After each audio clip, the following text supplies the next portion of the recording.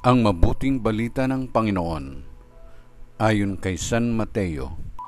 Papuri sa iyo, Panginoon. Noong panahong iyon, sinabi ni Jesus sa kanyang mga alagad, "Narinig ninyo na noong unay iniutos sa mga tao, huwag kang makikiapid. Ngunit ngayoy sinasabi ko sa inyo, ang sino mang tumingin ng may mahalay na pagnanasa sa isang babae, sa isip niya'y nakiapid na siya sa babaeng iyon.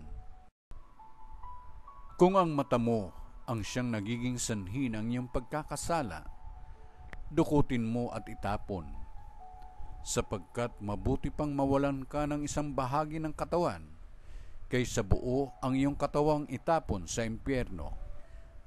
Kung ang iyong kamay ang siyang nagiging sanhi ng iyong pagkakasala, putulin mo at itapon. Mabuti pang mawalan ka ng isang bahagi ng katawan, kaysa buo ang iyong katawang itapon sa impyerno."